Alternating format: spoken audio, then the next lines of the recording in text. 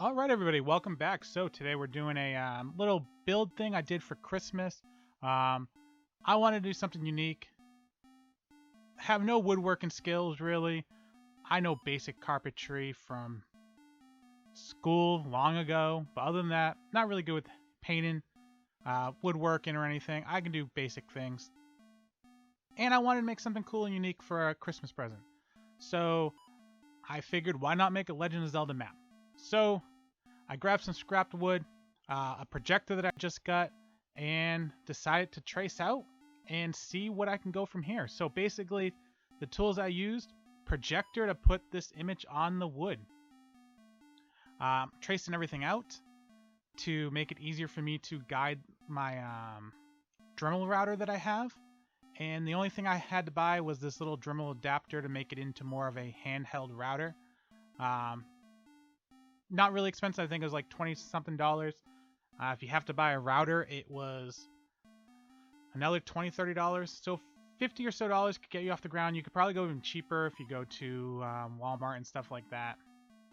But yeah, I have no skill, never done router before. I just want to do something that kind of looked cool and, you know, gave it a unique feel. I've seen people do this online with like laser cutters or CNC machines, and it looked really cool. I don't have those machines, so I can't do something that cool. So I want to do something that was just kind of like rough looking, look like the map, and go from there. So as you can see right now, that's where I'm at. Tracing everything out, just so that when I go to cut, I can have stuff to... This whole project didn't really take me too long. I'd say from start to finish, if I was just going at it, probably about an hour and a half. Overall, it took me about 4 hours to complete. But I was watching YouTube videos, kind of relaxing, just thinking about what I wanted to do, and not really rushing or anything like that, just kind of taking my time. So it was kind of like a unique project. It was really peaceful, I guess you could say. Something to do. A little bit artistic work on my behalf.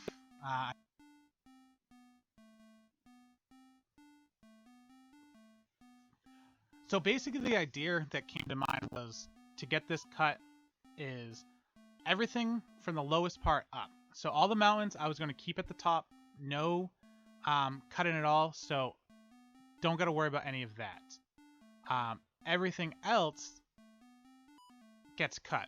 So starting from the lowest, the water, a little bit lower than the ground, and then everything else above that is just left behind. So there wasn't too much to cut away.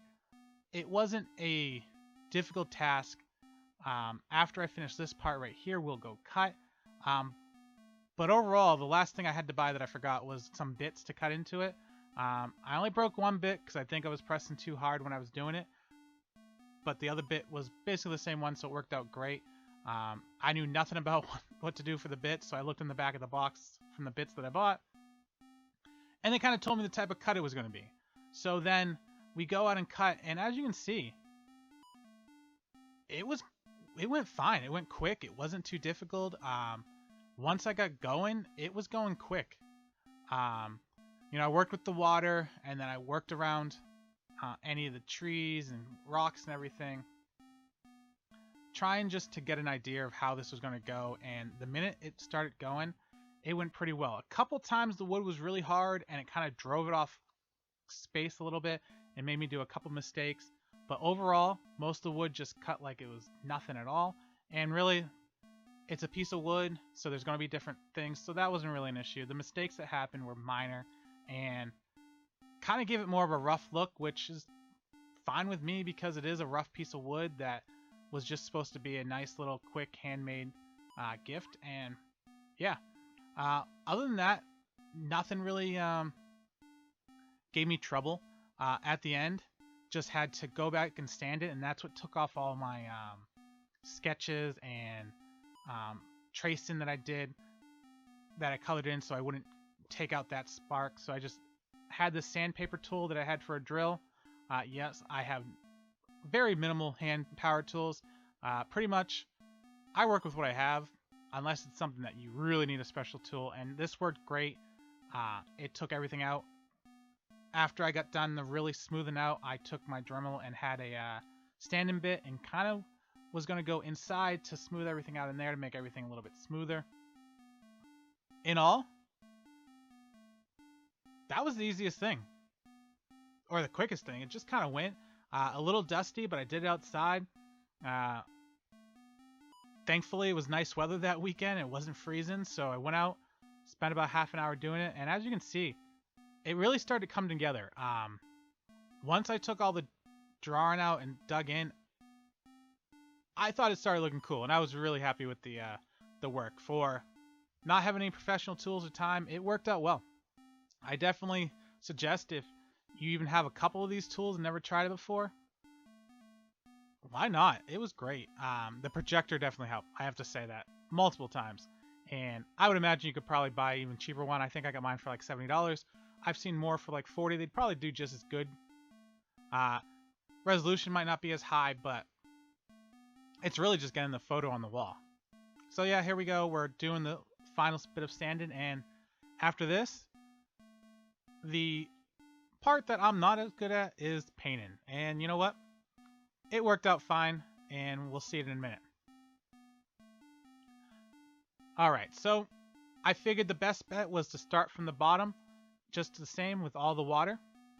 And I was not going to take my time. I figured, you know what? This is supposed to be a rough piece of wood that looks like a map, and it doesn't have to be perfect. If I wanted it perfect, I could have bought someone that did it on a professional machine. I wanted it to look like it was homemade, and didn't want to take my time on little things that really didn't matter in the grand scheme of things. So I just went at it, and watching back now and seeing it, it's kind of cool seeing it in these like stop motion or fast time lapse type of thing. It really does come together right in front of your eyes. It's pretty nice. All right, so after I did the water, the next step was going to be doing anything else that's ground related that needed to be colored. I wasn't going to do the actual walking paths any color because I figured that's almost perfectly the same color as the game. So after the water, it was to the graveyard to get in that gray on the ground. I ended up wood gluing the two pieces of wood together to make it one big board. I didn't want to buy a piece of wood just to do this, so I took wood that I had lying around, and that's what we got. It, you know what? Looks great. And if you have any skill in woodworking, I bet you could probably do something like this, same amount of time, and probably look fantastic. But you know what? For you people that don't have skill at all, just try it. It wasn't hard in any way. If you just can follow, tracing a line and then follow that line, you're great. Yeah, this is a little mistake right there I made. I took off the wall. So I just kind of painted the wall like it was still there. And you know what? The end result, yeah. If someone that doesn't know Legend of Zelda probably wouldn't even know the map was not supposed to be like that. Okay, now let's check out the colors as they come on screen.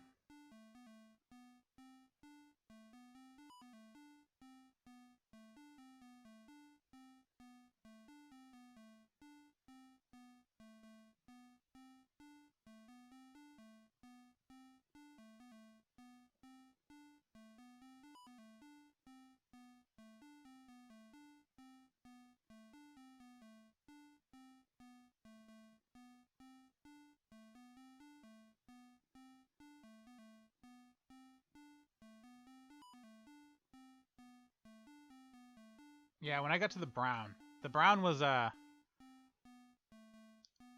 this really filled it in for me. Once I started seeing the brown, I was like, yes, this looks great. I'm really happy with the results. She loved it. She's a big Legend of Zelda fan, and when she saw it, she was happy. And you know what? That's really was the best outcome. But once the mountain area started coming in, it was like, okay, this looks like the Legend of Zelda map. Job completed. I really like the way the color turned out. It almost made the ground look clay. Or the rock look clay because the brown that we got. Paint, I think overall I spent $5 or $10 at my local craft store. and I had to return some, so it was probably under $5 because I bought way more than I needed. Those little bottles of paint, one bottle of brown covered everything. Not more, less than one bottle of brown covered everything. So you don't need a lot of paint. Save it for my next project. I'm not sure what the next one is, but yeah. And then the green. When we get to the green next, it's just every little step you got closer just made it seem like, yep, this was worth it. Future projects now would save me tons of money, so I'm thinking for now on I'm just gonna build my own custom gaming things instead of spending the money on someone else making it or buying it plastic. I like it, and really after the first cost of buying the parts, everything else will just be the time and the paint, and really the time is under 2 hours for probably almost any other project that I want to make. So unless it's a huge project, but you know what? It was really nice to do, and I like it better than just spending the money and buying someone else's work, unless it's really good. But even then, if it's really good, it's just more money than I'd like to spend for a piece of artwork that I'm going to put on the wall anyways. Might as well make it my own. Alright, and here we go. As we get closer and closer, it's just about finished. And, yeah. So what do you guys think? You know what Legend of Zelda is, I would imagine, so you probably know the map. Does it remind you of Legend of Zelda map? And is this something that you'd like to do? Give me an idea for my next project in the comments. I keep thinking Legend of Zelda, but there's probably other games. I think I might do the mirror from Shamu. I mean, that's probably a little too detailed, but if I kind of just, you know, make it less detailed and more about just giving you the idea of the mirror, that's probably my goal. Right here, I'm doing the little mountains and trees that I just did not want to have to cut around because they were just going to be too small. So I figured just going with little dots was going to work out perfectly. And yeah, it really does fill in the map and do the job. Yeah. All right, everybody. So I think that's it for me. Finish out the video, and let me know in the comments some other ideas that I could probably do that would be cool.